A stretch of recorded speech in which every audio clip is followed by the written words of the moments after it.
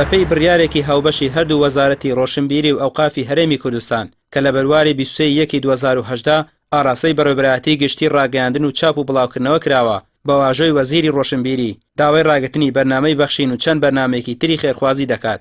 ئەو نووسراوە ئاڕاستەی لیژنەیەکی هاوبەشی وەزارەتی ناوبرا و وەزارەتی ئەوقاف کراوە.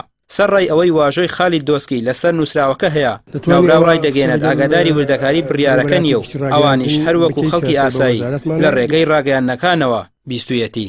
دەتوانێت ئەوە قسە لەگەڵ بەروبەراتی گشتی ڕاگەیاندن بکەیت کە سەر بە وەزارەتمانە دیارە وردەکاریەکان لای ئەوانە.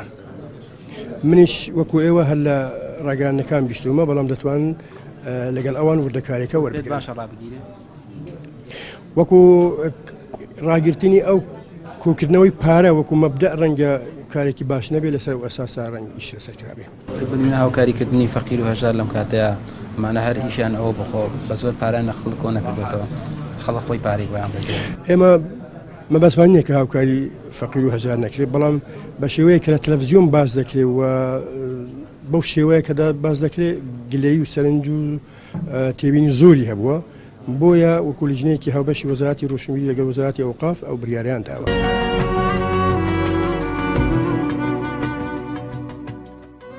بڕیاری ڕاگرتنی بەرنامە خێرخوازیەکان کاردانەوەی لە نێو هاوڵاتیان و تۆڕە کۆمەڵایەتیەکانیش لێکەوتۆتەوە. ئەوان دەڵێن بەخشین لەو چەند ساڵەدا خزمەتێکی گەورەی بە چینی هەژار کردووە بە جۆرێک ئەو کارانەی بەرنامەی بەخشین کردوێتی کاری حکومەت بووە و ئەوان پێی هەڵساون. بەڕێوەبەری گشتی تۆڕی میدیایی کۆمەڵ ئاماژە بەوە دەکات چۆن دەکرێت بڕیارێک دەربچێت بەڵام وەزیری وەزارەتەکە ئاگاداری نێوەڕۆکەکەی نەبێت. جگە لەوەش دەبێت بڕیارەکەی هەردوو وەزارەت پێداچوونەوەی پێدا بکرێت و ئەگەر ئەوان بەرچاوڕوونیان دەوێت لەسەر ئەو پارەی ئەوان وەری دەگرن و دەیبەخشنەوە بە هەژاران ئەوە دەتوانن بە دواداچوون بکەن. دیارە ئەو بەرنامە لە کاتێکا کراوە کە لە ئەسڵا حکومت بەکاری خۆی هەڵنەساوە خەڵکێکی هەژار و فەقیر و نەدار و نەبوو هەیە لە هەرێمی کوردستان. ئێمە هەستمان بە مەسئولیت کردووە کە ئەو فەراغی حکومت کەیەتی پڕی بکەینەوە. ئێمە لە هەوڵی ئەوان کە بەرچاوڕوونی بدەینە وەزارەتی ڕۆشنبیری بەوەی کە ئەو بڕیاردەری کردووە بە تەسەوور بۆ چوونی ئێمە لە جێگەی خۆیانیە و پێویستە وردەکاری بکات لەو جۆرە بڕیارانە. ئەگەر گومانیان هەیە لە کەناڵێکی دیاریکرا و کەناڵێکی تایبەتمەند کە هاوکاری کۆ دەکاتەوە نایداتە خەڵک بۆ شتیکە بەکاری دێنێەوە حەقی خۆیت لە کۆڵینەوە لەو کەناڵانە بکەن و جۆرە بەرنامە نەدابەخرێت.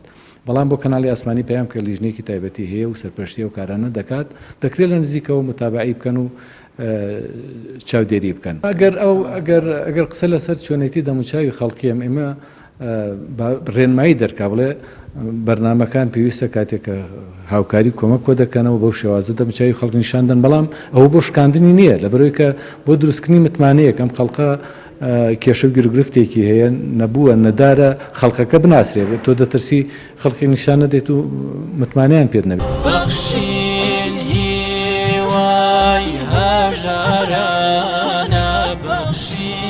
بەرنامەی بەخشینی کەناڵی ئاسمانی پێیام لە ساڵی 2009 دامەزراوە.